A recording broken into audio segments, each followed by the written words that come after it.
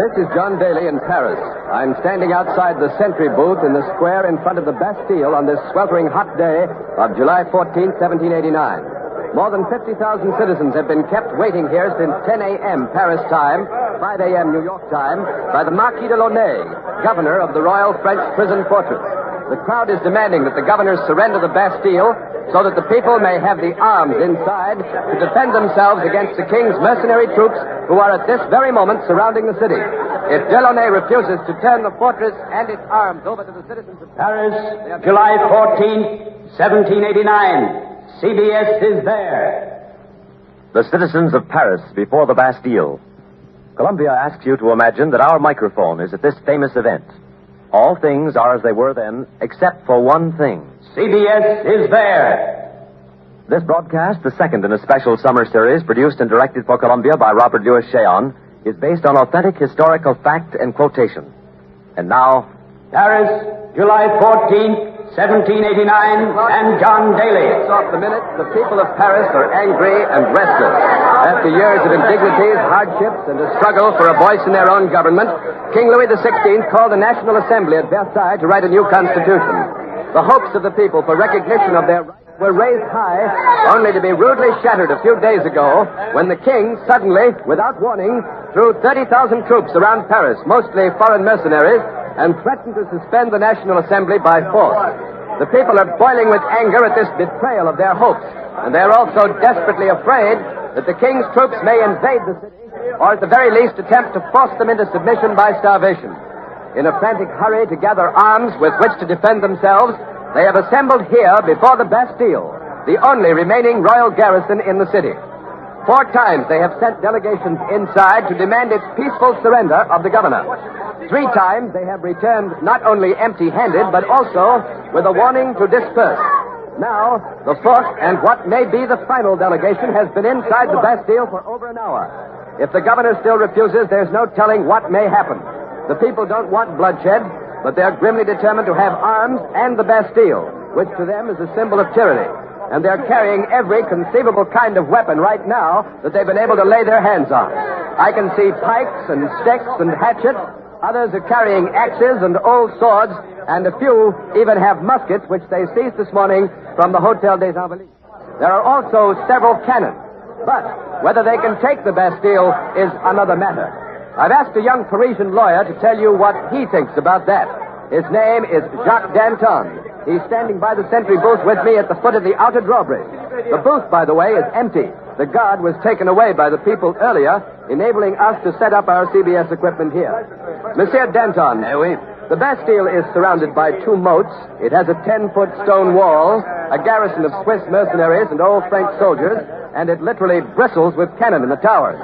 Now, if the governor refuses to surrender, it would seem almost impossible for the people to take it. The walls of the Bastille, monsieur, are no stronger than were the walls of Jericho. Now, that red and blue cockade you're wearing, Monsieur Danton, I see that almost everybody here is wearing one. Does it have any special significance? It is the colors of Paris, but we call it the cockade of liberty. Now, tell me, sir, haven't I seen you at the Palais Royal with Messieurs Desmoulins, Robespierre, and Marat? That is possible, monsieur. We are friends. Well, aren't you, more than that, aren't you all leaders of the radical group here in Paris? Some people say so. Right, well, where are your friends today? Are they with you? Are they down here?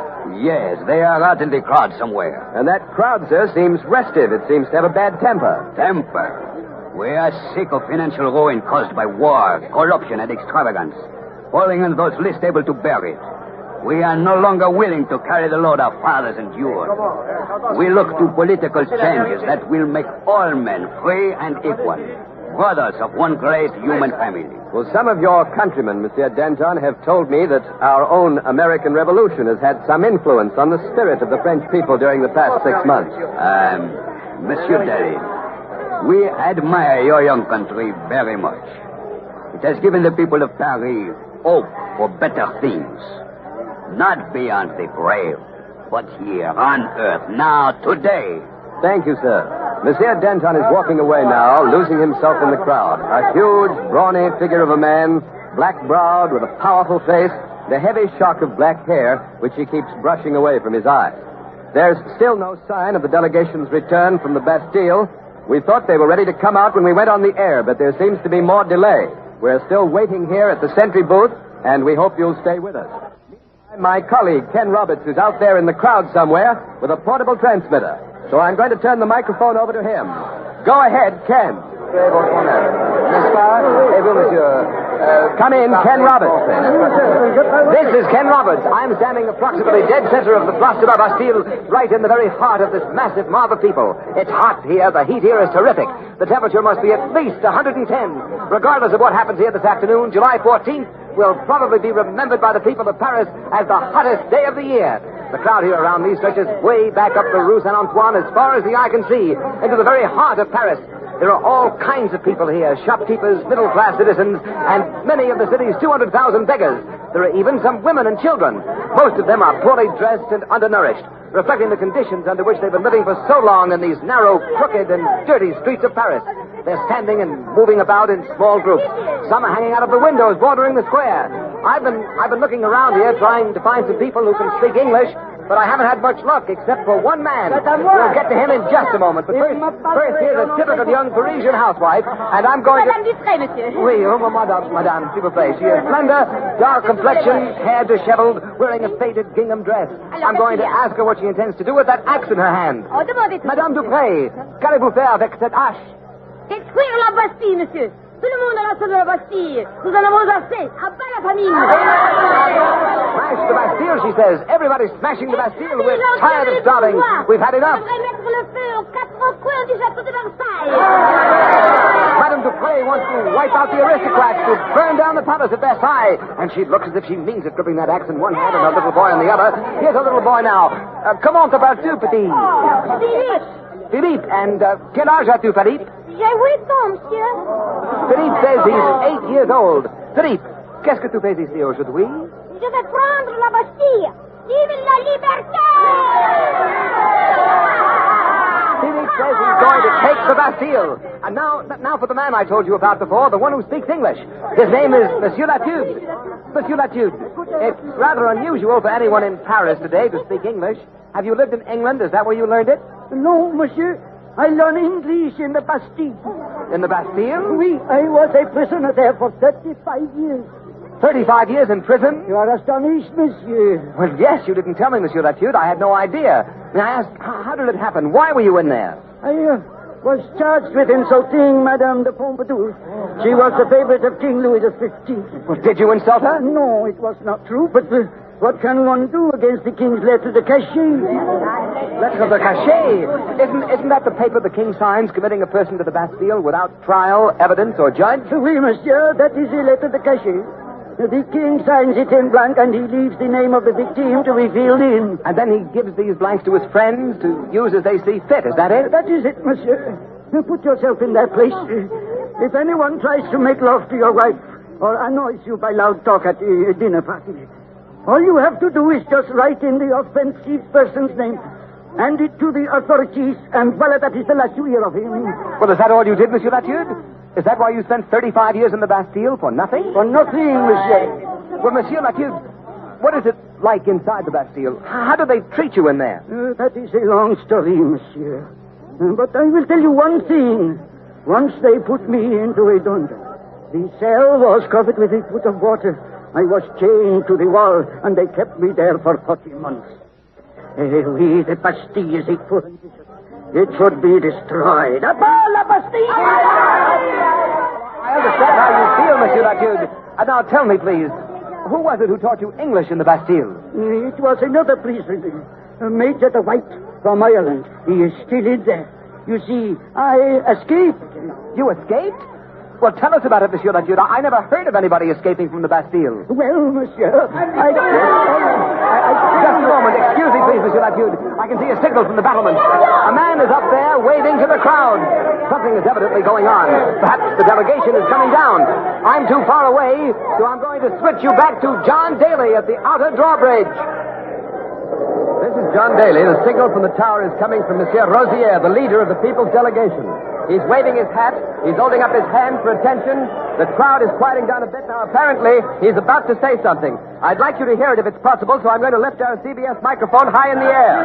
Mes amis, action! Nous sortirons tout de suite!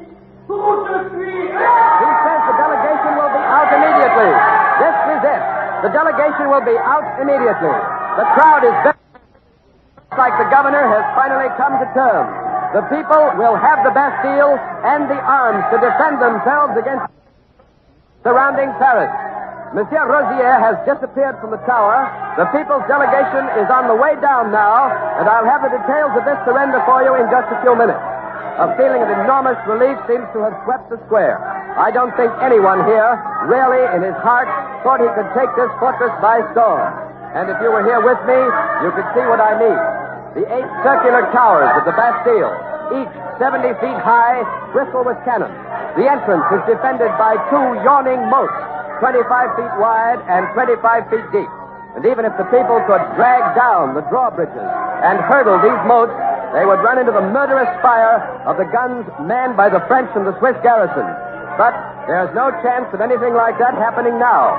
This powerful fortress, which has played host to nearly every famous man in France at one time or another, played host to the man of the Iron Mask, to Marshal Richelieu, to Cardinal de Rohan, to Voltaire, Rousseau, Montesquieu, is about to fall into the hands of the French people for the first time since it was built in the 13th century. By the way, you can probably hear the chains rattling as the inner drawbridge comes down. And remember, even Peter the Great, the Tsar of all the Russias, was refused entrance into this tower of human misery and inhuman woe. No one knows how many prisoners are in there now, but if you'll stay with us for a while, we'll soon find out. For their day of liberation is here. The inner drawbridge is down now. There are the delegates. They are coming over the bridge. 5 men in black hats and long black frock coats, with Monsieur Rosier in the lead. They're walking across the inner court, and the outer drawbridge is coming down. But the first one is being taken up again. I don't quite get the meaning of that, for if the Bastille is to be surrendered, both drawbridges should be down. But we'll find out about that in just a moment. Now the outer drawbridge is down, and the delegates are walking rapidly across the bridge. They seem to be in a great hurry, and this crowd is pushing me around here. They're pushing me forward onto the drawbridge. Monsieur Rosier, into the microphone, please. En arrière! Le gouverneur ne s'est pas encore rendu! En arrière! Something has happened. Something is wrong. Rosier has just shouted that the governor has not surrendered the Bastille. I'll repeat that. The governor has not surrendered the Bastille. Monsieur Rosier is right on the edge of the bridge with me. Now some of the people understand. They're pushing back towards the Place de la Bastille. But the ones behind them who haven't heard are still pushing forward. Attention, cab, s'il vous plaît, attention! There's a lot of confusion here, and I'm caught in the mob. En arrière! La Bastille n'était pas encore en dos. Oh, it's no use. I just can't hold them. They pushed Rosier and the delegates aside, and we're being forced across the bridge with the mob into the courtyard. S'il vous plaît, laissez-moi sortir. En arrière! Attention, cab! I'm in the courtyard now, rather, and I hope the microphone cable has swung out over the drawbridge into the moat.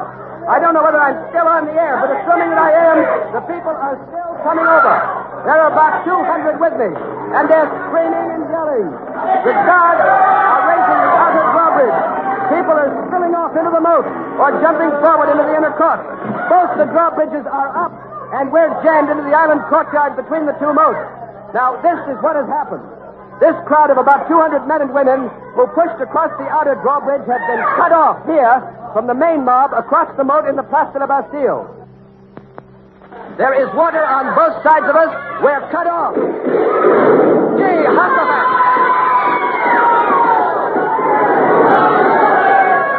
The governor has turned the guns of the Bastille on the people here in the court. They're helpless. So am I. If these bridge members don't stop those bullets. He's shooting them down like cattle. Men, women, falling, screaming. This is horrible. The mob in the square outside can't do a thing. They can't get to us. They've opened fire on the Bastille, though, but their fire is useless. The bullets are smacking into these bridge timbers like so much hail. We're trapped here between the 2 drawbridges, but at least a couple of our men are up hacking away at the chains of the outer bridge. The people are being massacred, cut down. They're all on the ground, turning and twisting in agony. They're killing them, all of them, every one of them. There's hardly a person standing up. This is unbelievable. I can't believe it. It's ruthless, inhuman. Our only hope now is to get the outer drawbridge down and get some help from outside. 2 of our men have gotten up on that drawbridge, as I told you, and they're hacking away at those chains. You can hear it probably. They cut it through. There it goes. The outer drawbridge is down.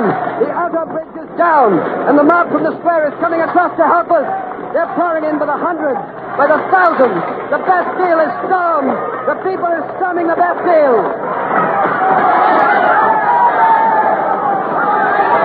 The people are firing up at the parapets, trying to pick off those Swiss guards.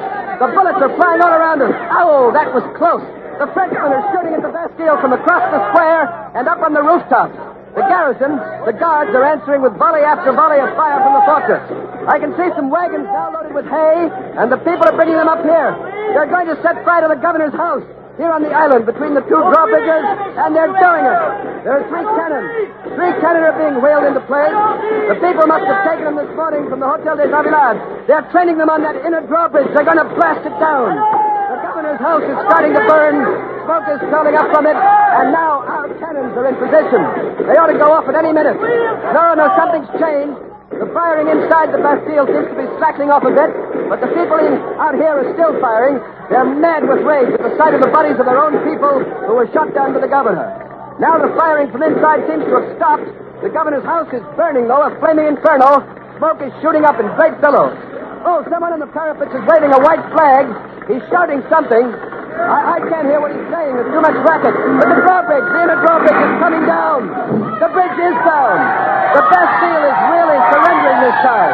The gates are being opened. The people have stopped firing, and they're going wild.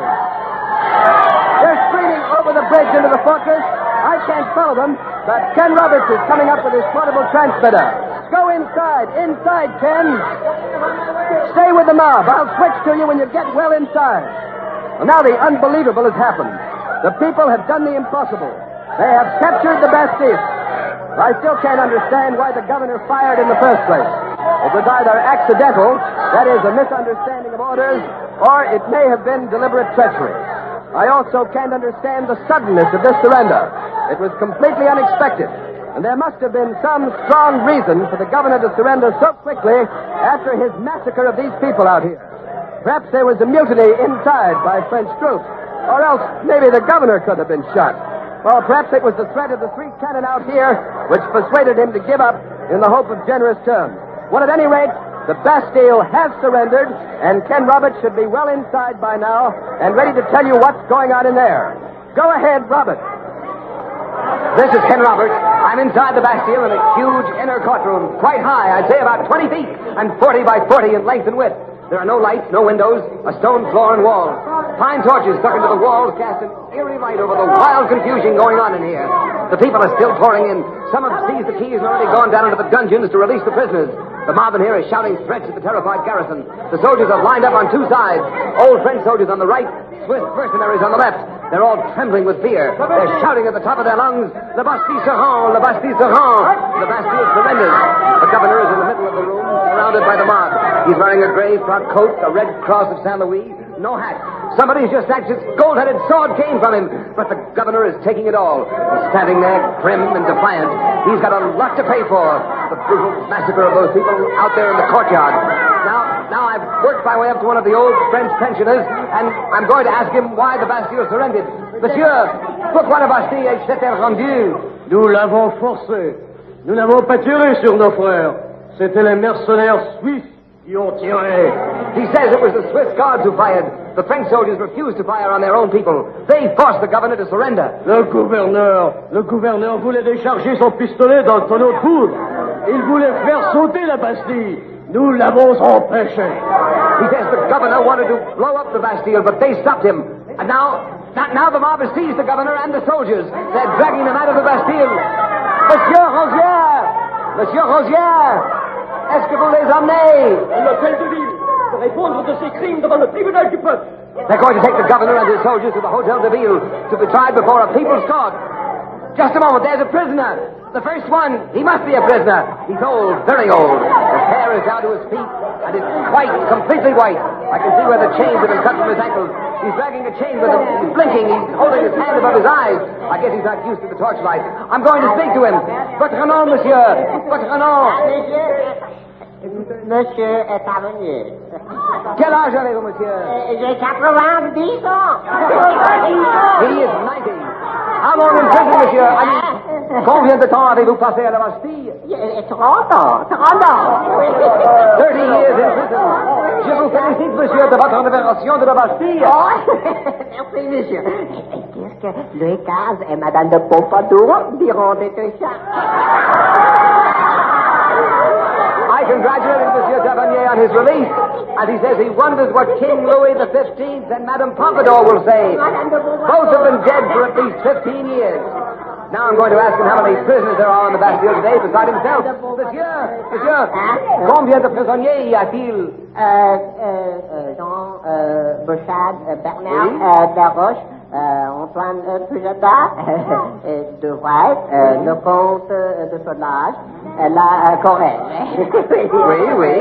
Combien d'autres? C'est tout. This is incredible. Monsieur Tavernier named 6 men. Counting himself, that makes only 7 prisoners in the Bastille at the time of its fall.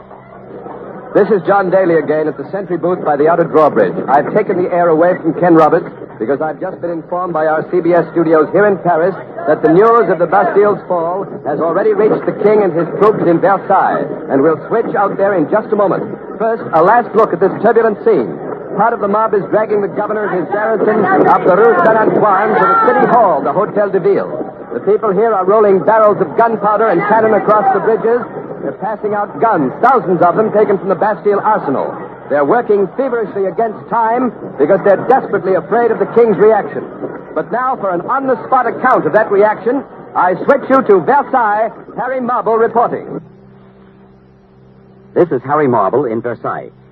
King Louis XVI has just ordered his troops withdrawn from around Paris.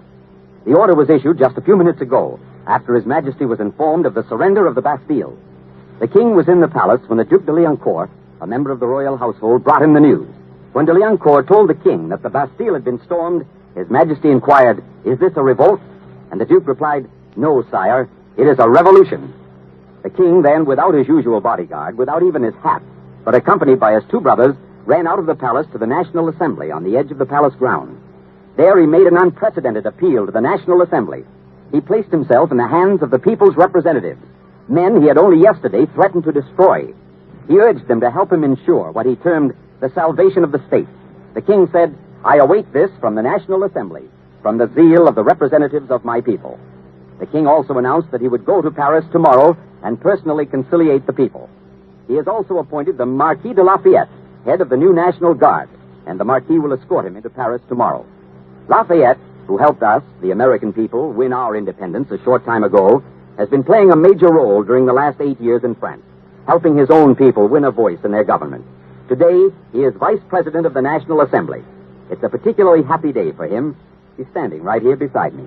Monsieur de Lafayette, what does this mean today for the people of France? It means, monsieur, that the spirit of the rights of man, which was born in France and nurtured by your country, has now returned to Europe. The King's decision to permit the National Assembly to continue with our work of writing a new constitution is the first concession he has ever made to the people. Whatever happens from now on, France, like America, has set its course on the road to democracy. There can be no turning back. Thank you, Marquis de Lafayette. And now, for the people's reaction to the king's announcement, we return you to Paris and John Daly. This is John Daly. I'm standing in the Place de Grave, the city square in front of the Hotel de Ville, the city hall. The unexpected news from Versailles has turned Paris into a frenzy of celebration. The people are dancing and parading in the streets, no longer in fear of their lives. They're shouting, "Long live liberty, long live France." The governor of the Bastille has been executed for the massacre of the 171 men and women murdered by his guns this afternoon. Several of the soldiers have also been executed, and one was thrown into the Seine. The heads of the governor and his soldiers have been placed on pikes and are now being carried around the city. This strikes a rather ghoulish note in the celebration here, perhaps, but if you knew the suffering of these people and what they have endured for the last 50 years at the hands of such despots as the Marquis de Launay, you perhaps would understand, if not condone, their actions. Tyranny always breeds violence, and to the people of Paris, the Bastille, with its drawbridges and dungeons, was a symbol of rotting tyranny. The excesses committed will perhaps soon pass, but the ideals behind them are certain to live on and to grow. in the hearts of the French people here today and in the hearts of their children. Oh, here come the paraders once again, and they're singing. I recognize the tune. It's Ça Ira, an old French dance to which revolutionary words have been set. They're singing about hanging all aristocrats from lanterns. The streets of Paris, you know, are lighted by lanterns swung on ropes stretched across the roadway. But let's listen to the singing.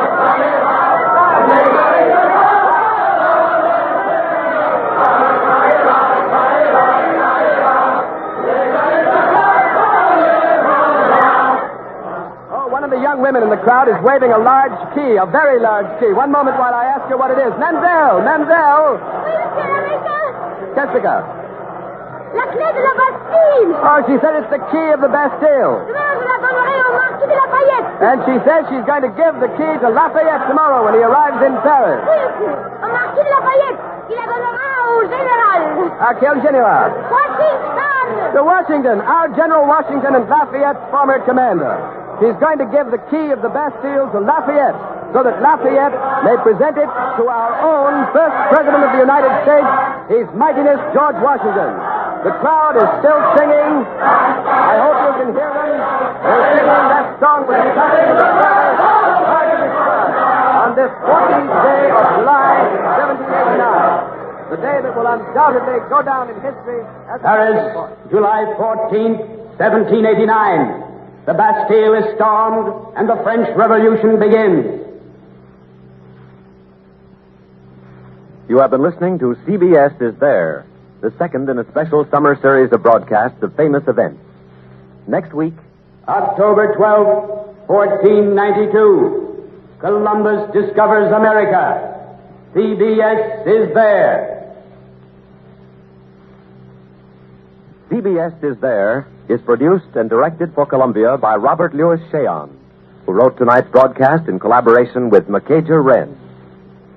This is CBS, the Columbia Broadcasting System.